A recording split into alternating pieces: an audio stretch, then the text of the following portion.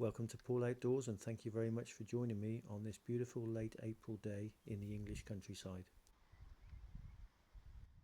In this video, part 2 of the Lixada Folding Wood Pocket Stove review, I show the stove in action. The assembly of the stove was covered in part 1, and here we see the stove already assembled and about to be lit. I have created a hollow in the bare earth of the woodland floor and protected the stove with my aluminium windshield because it is quite gusty and windy on the edge of the wood. The stove is lit and fed with small kindling sized twigs through the front, with larger sticks added as the fire progresses. The stove can also be fed with fuel through the top. As you can see, the stove design seems to be really efficient, drawing air through the bottom and up through the top of the stove.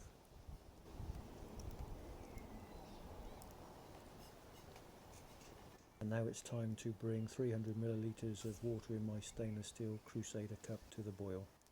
I have placed a number of larger diameter sticks in through the front entrance of the stove, so I'm not constantly feeding the stove with fuel.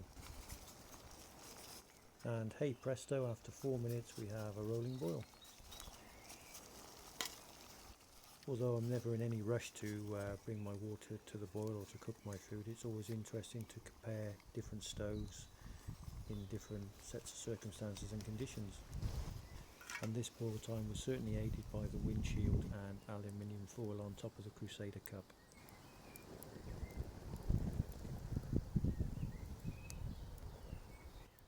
As you would expect from a wood burning stove of this type, there is a residue of soot on my Crusader cup.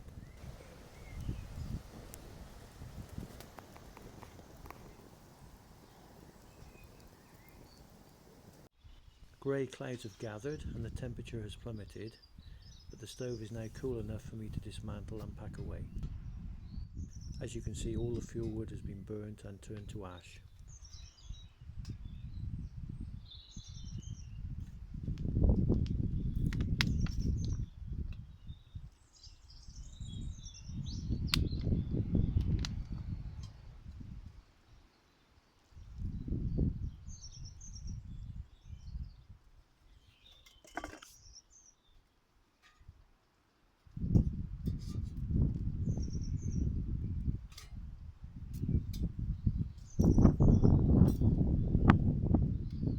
It can be a little tricky unclipping all of the component parts after the stove is heated up, expanded and then cooled down, but it does get easier with practice.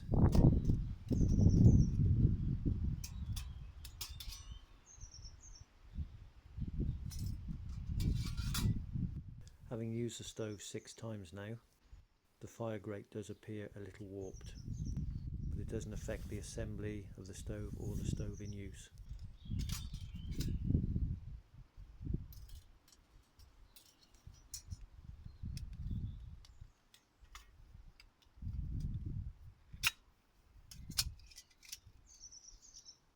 The front, back or sides haven't warped at all, but have discoloured due to the heat, which I think adds a little charm to this stove.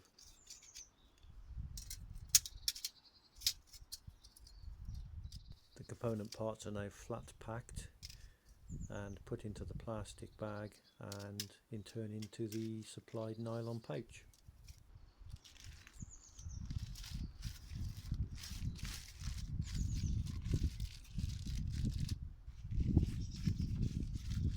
The plastic bag helps to keep the nylon pouch clean.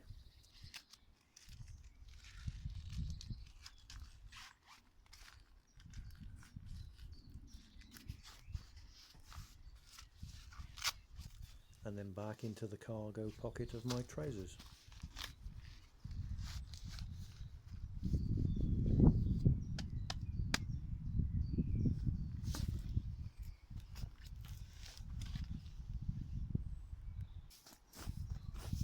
And now to return the area to the condition it was in when I arrived.